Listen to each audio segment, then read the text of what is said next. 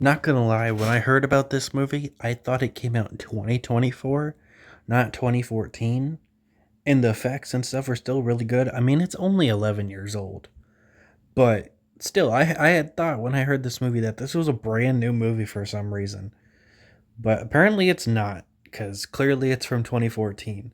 So it's a found footage movie of a girl trying to continue the dream of her father, who wanted to find the Sorcerer's Stone, which I guess is news to me that it's not just a Harry Potter thing.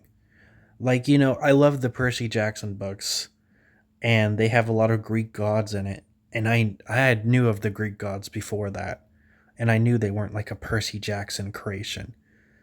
But I didn't know the Sorcerer's Stone wasn't a J.K. Rowling creation. So I guess that's cool to know that that transphobe didn't make this.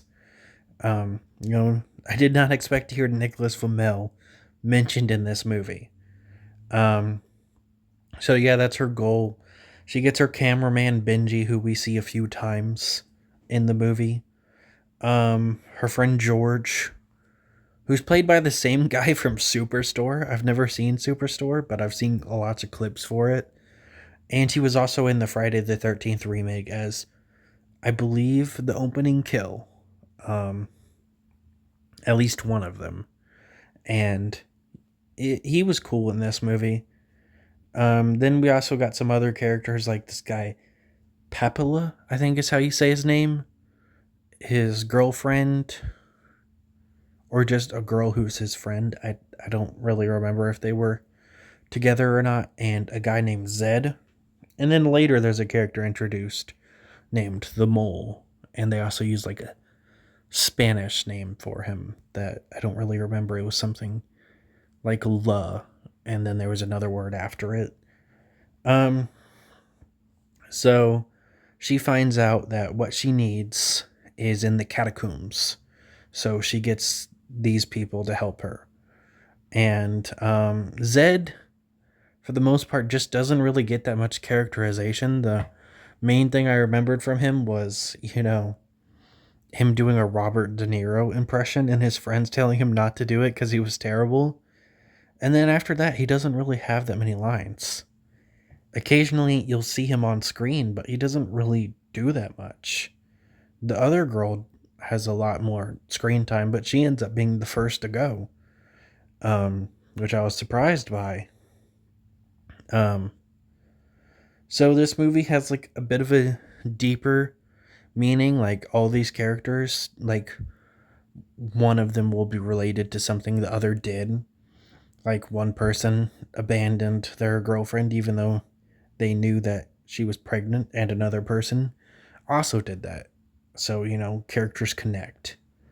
Um, Even if their situations aren't entirely similar, they'll be similar. Like there's this one person who thinks she let her dad down by not answering his phone call the same day he died.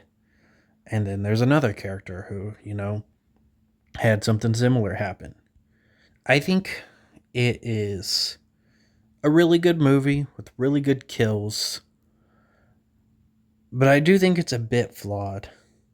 But the fact that once the supernatural shit starts to somewhat happen, I think they should have backed out. At least some of them. I get why she doesn't back out, but why not the other characters? Like, they crawl through the bone thing, and then they're right back where they were. They have to take the path that they don't want to take. I would have been out the door, especially since these people know these tunnels. They know how it works. You should be trusting them that they know what they're saying. Overall, I honestly don't have that much to talk about with this movie because the plot's rather simple and I don't even have that much to critique or compliment. I think it's just an okay movie that I had fun watching. It's on YouTube for free with ads. That's how I watched it. And I would recommend checking it out. It's if you like found footage anyway, because it's a pretty good found footage movie.